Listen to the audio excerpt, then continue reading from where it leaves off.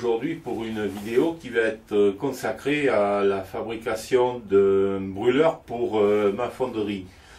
Pour ceux qui ne les auraient pas vus, je vous rappelle que j'ai consacré des vidéos à la fabrication du corps de fonderie, hein, ce qu'on va appeler le four proprement dit, et des outils qui vont permettre de manutentionner le creuset lorsqu'il sera rempli de métal en fusion.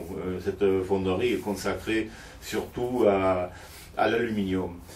Et je n'avais pas vraiment de brûleur dédié pour cette fonderie. Je pensais utiliser un chalumeau, mais c'est pas satisfaisant, c'est vraiment pas ce qui convenait. Donc j'ai décidé de fabriquer un brûleur qui sera dédié vraiment à cet usage-là.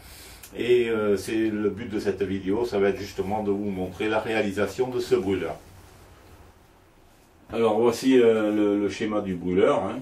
Il sera réalisé dans un tube d'acier inférieur à 50 mm, 48-10, bon ça les cotes c'est pour l'usinage, hein. Et à l'intérieur de ce tube d'acier il y aura un fourreau qui sera également constitué en acier, et dans ce fourreau il y aura un tube, une buse, et ici le gaz sera raccordé. Le gaz ce sera du butane.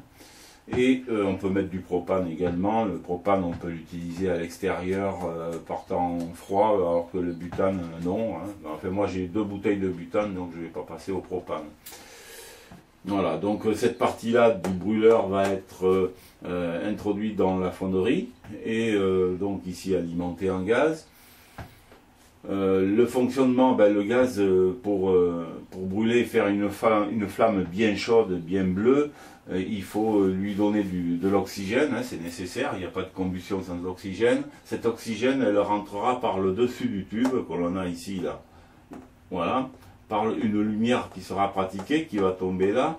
Ici, dans le fourreau, ici, cette bague, ici c'est une bague, c'est percé pour permettre le passage de l'air. Alors par effet Venturi, c'est un effet qu'on exploite également dans les carburateurs de voitures qui fonctionnaient avant en les moteurs atmosphériques, hein. Cet effet Venturi, lorsque le gaz ici va être enflammé, il va appeler de l'air, hein, par dépression ici, et donc l'air va rentrer, et en dosant à l'aide d'une bague qui va coulisser sur cette lumière là, hein, je vais pouvoir arriver à régler une flamme, avoir une flamme bleue, bien chaude. Voilà. Voilà le système, on retrouve ça dans les chalumeaux. Alors les chalumeaux, ils sont alimentés en oxygène. Moi, je ne vais pas utiliser des bouteilles de gaz oxyacéthylénique, hein. Ce sera du butane et il n'y aura pas besoin de mettre de l'oxygène. L'oxygène, ce sera l'air, l'oxygène de l'air, hein. Ça sera suffisant. Voilà, vous verrez en cours de construction, je vous réexpliquerai en détail comment ça fonctionnera et ce que je ferai. Alors, voici les matériaux. Bon, en premier, le corps proprement dit du brûleur, ce qui va rentrer dans la fonderie. Ce sera fait dans ce tube-là. Ça va être assez costaud, il faudra le décaper évidemment. Ça, c'est ce qui va servir la fameuse, bon, ce que je dis entretoise, qui va me permettre ici là de le souder à l'intérieur. Et c'est à l'intérieur de cette entretoise que coulissera le 12-14 en cuivre par contre.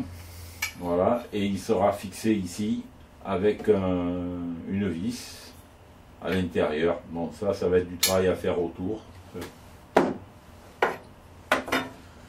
De part et d'autre ici du tube que je vais raccourcir, hein, évidemment tout ça c'est brut, il n'y a pas, hein, c'est beaucoup de récupération du matériel que j'ai, puisque à la maison c'est moi qui fais la fonderie. Ici les raccords qui vont me servir à fixer d'un côté l'arrivée, la tétine qui va me permettre de fixer, d'emboîter le tuyau là, de gaz, et également ici le détendeur. Voilà. De la soudure étain, du téflon pour faire l'étanchéité dans les raccords. Ça, je vais les souder d'un côté et de l'autre. Je vous propose maintenant de passer à la réalisation de tout ça.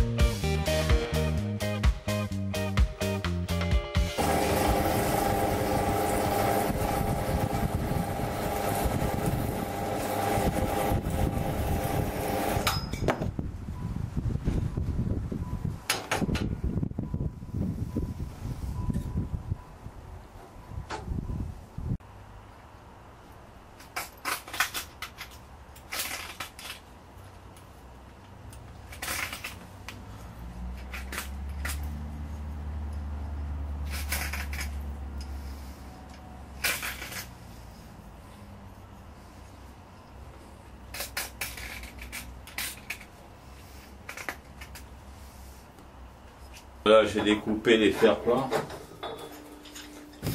et je les ai tracés. Alors là il va falloir que je découpe complètement ce cercle là qui va coulisser à l'intérieur du tube. Hein. Donc il faudra l'ajuster à l'intérieur du tube le mieux possible. Celui-ci sera percé par la suite donc à la perceuse à colonne, et quant à ça il faut que je le découpe complètement pour pouvoir emboîter le tube à l'intérieur. Je vais utiliser pour découper ce rond là que je vais devoir faire, je vais le dégrossir à la scie à ruban, et puis ensuite je procéderai au tour. Je pense que ce sera le mieux. Je le prendrai dans une tige filetée. L'épaisseur ici du plat il fait 6 mm et demi, pas tout à fait 7. Moi je pourrais le passer au tour, je pense qu'il n'y aura pas de problème.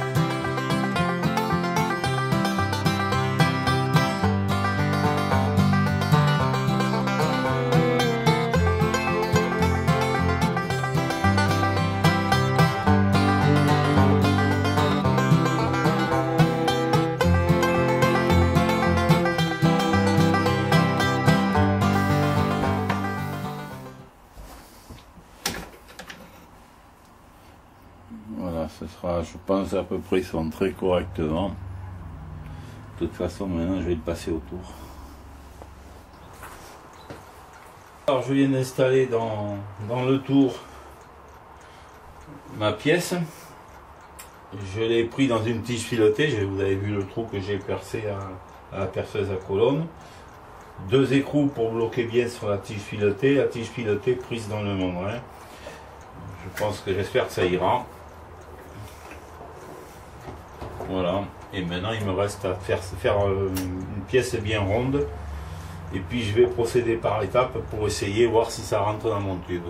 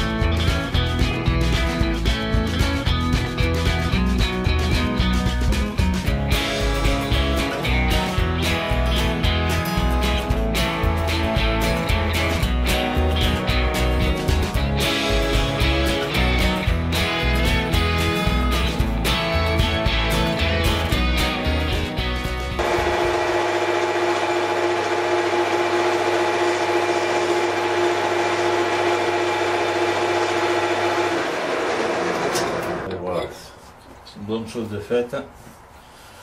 enlever les bavures.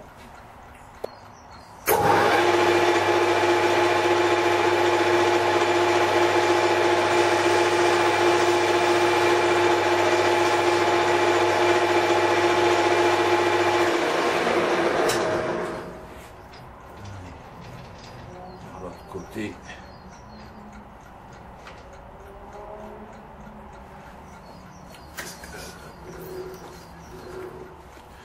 Bon.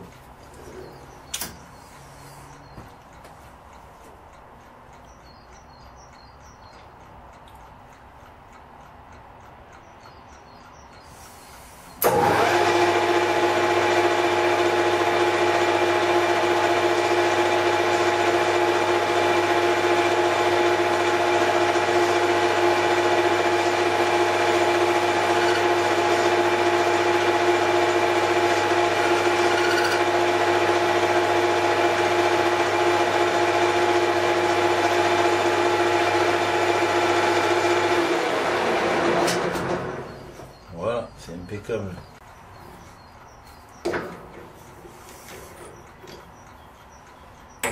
Voilà.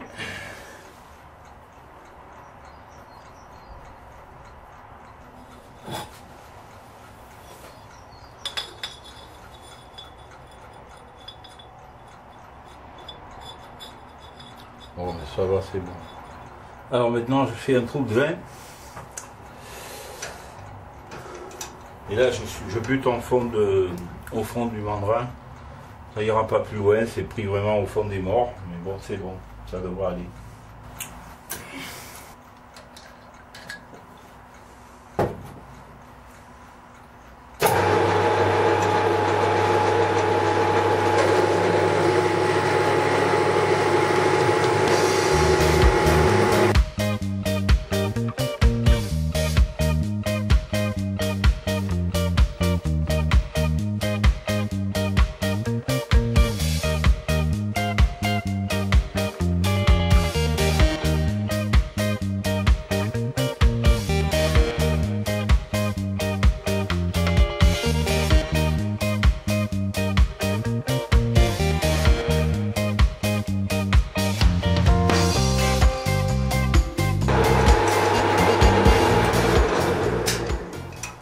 Bon, il y a juste une bavure à enlever, ça ira.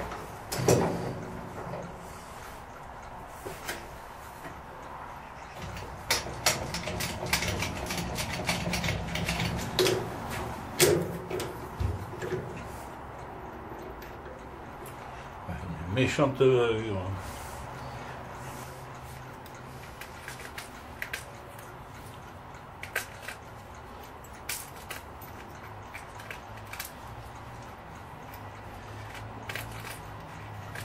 Voilà. Je vais maintenant faire les deux brides de fixation ici qui serviront à fixer le fourreau dans lequel coulissera le tube qui alimente en gaz, qui portera ici la buse d'ailleurs. Ces deux brides, une sera destinée à être soudée sur le corps du brûleur là, et l'autre sera dépendante du fourreau et ça s'emboîtera là et ce sera tenu par deux vis. Ce sont donc ces deux brides que je vais faire dans les plats.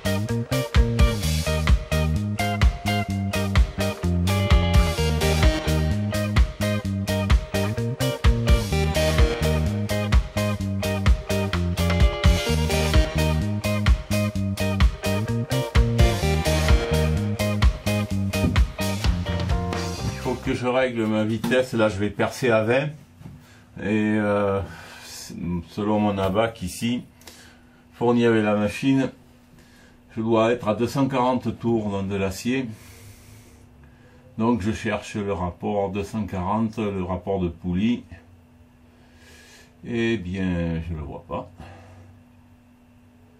Donc je vais prendre la vitesse la plus basse, qui est de 340. On voit pas d'autre, 340 D2.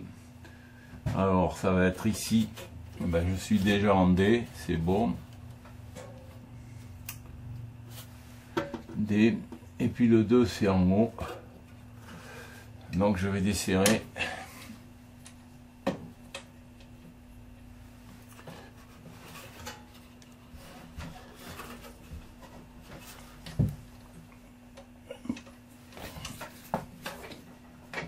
C'est pas très commode, hein.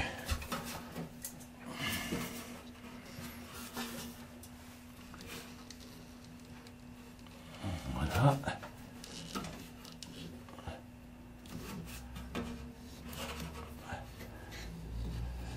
On va essayer de ne pas se coincer les doigts. Alors D, c'est la dernière poulie en bas.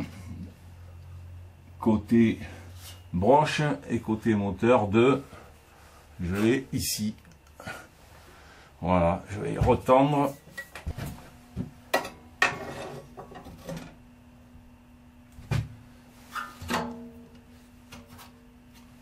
C'est bon. Allez, on serre.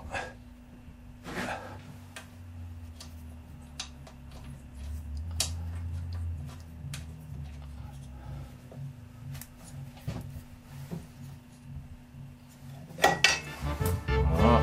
On serre.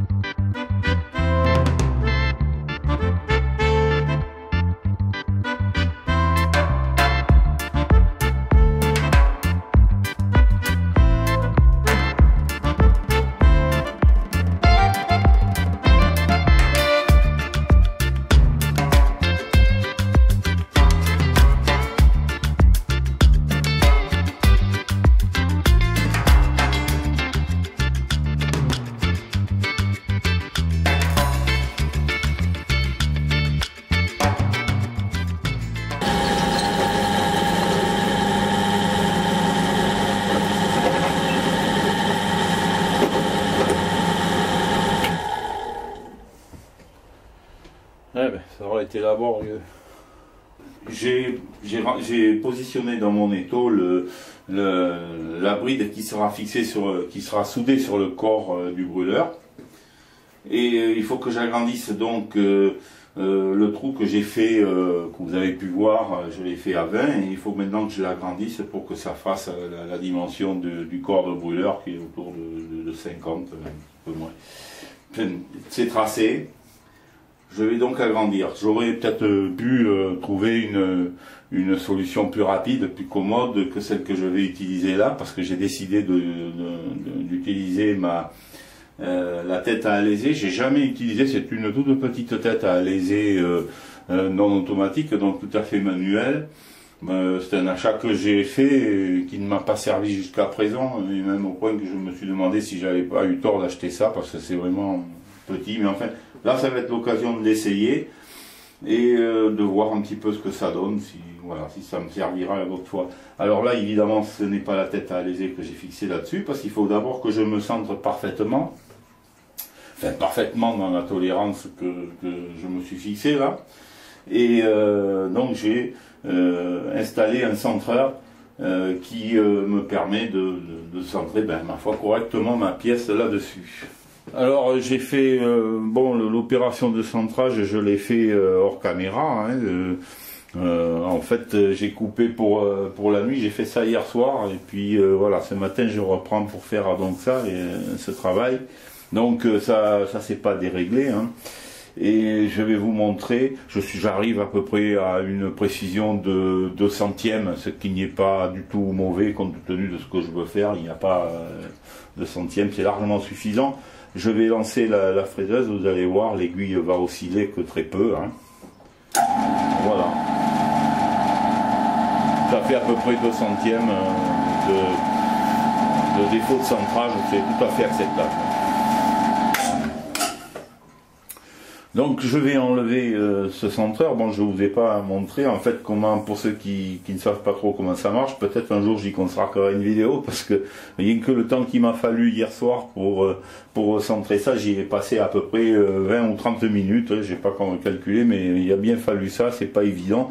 Alors on utilise l'axe X et l'axe Y de la table de fraisage pour se centrer, pour être parfaitement au centre. Il faut être centré dans ce sens-là, mais aussi dans le sens longitudinal de la table, dans le sens des X, dans le sens des Y. Et voilà. Et donc en jouant un petit peu sur ces deux volants, on arrive à centrer. Il y a une petite méthode à prendre. Bon, si ça peut vous intéresser, ben, vous me le dites dans les commentaires et je vous montrerai. Je ferai une petite vidéo consacrée uniquement à ça, parce que pour glisser ça dans une autre vidéo d'usinage, ça serait trop long. Et voilà, donc je suis arrivé à voir ce que je voulais. Voilà.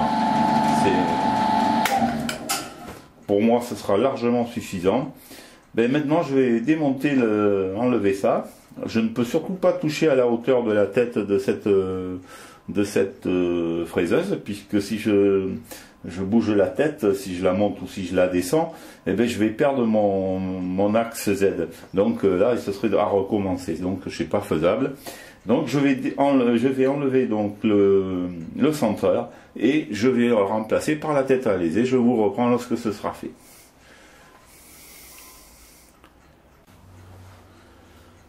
Moi, j'ai installé la tête, je l'ai réglée pour la tangenter, pour que l'outil tangente. Et là, je vais prendre une passe. Alors voilà les passes, comment ça va se passer avec une clé.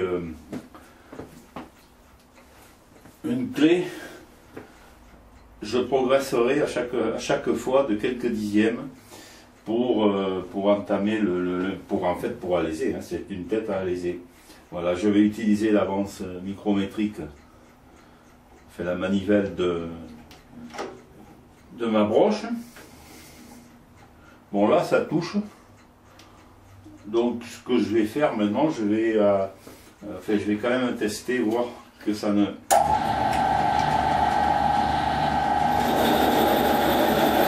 Voilà, ça effleure à peine. Donc je vais pouvoir...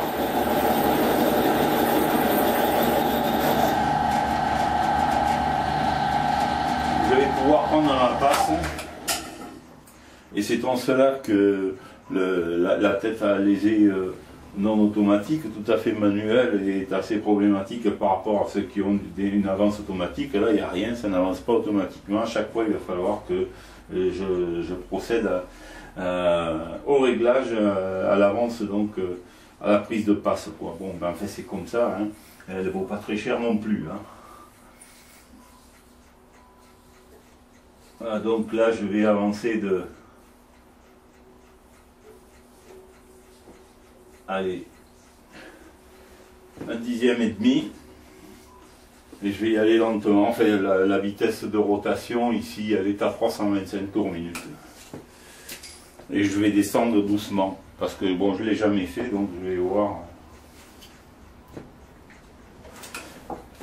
J'ai préparé de quoi lubrifier. Et je mets mes lunettes.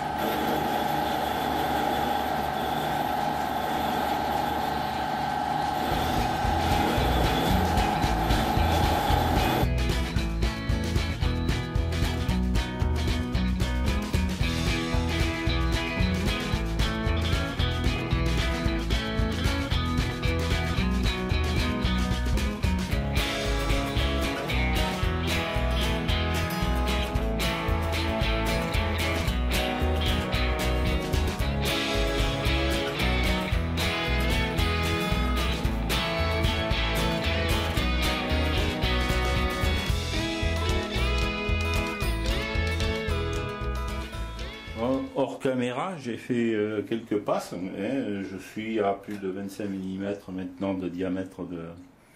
Je suis parti de 20. En revanche, bon, je me pique, c'est pas que c'est pas chaud du tout. Maintenant, on peut voir que je suis nettement décentré. Et je m'étais mis au départ sur l'orifice central, hein, celui qui était dans l'axe de l'outil, parce que avec 20 mm, je ne pouvais pas faire autrement. Mais là, maintenant que j'ai agrandi, je vais pouvoir revenir en arrière et utiliser cet orifice qui est plus à l'extérieur. Voilà, on peut voir que là, je reviens à la position de départ.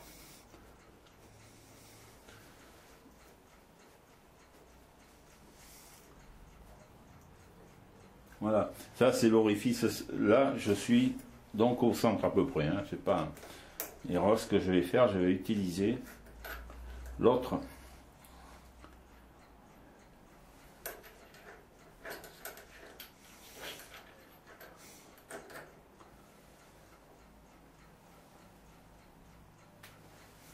Utiliser l'autre trou. Et là, je pense que je vais pouvoir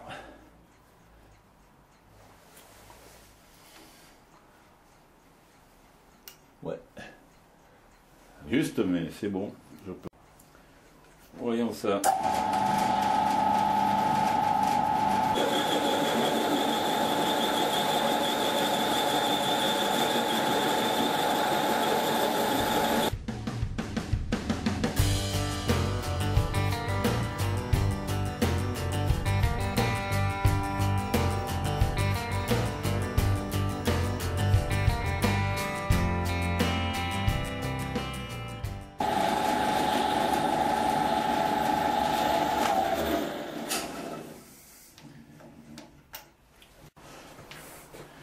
Alors un petit essai, j'ai coupé un bout de tube, c'est une chute hein, qui me sert pour, c'est plus facile, voilà. Impeccable, ça rentre.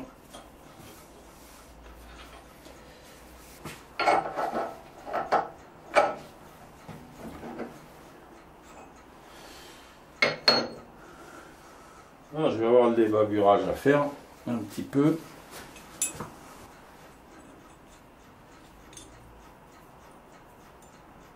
Bon, ben voilà.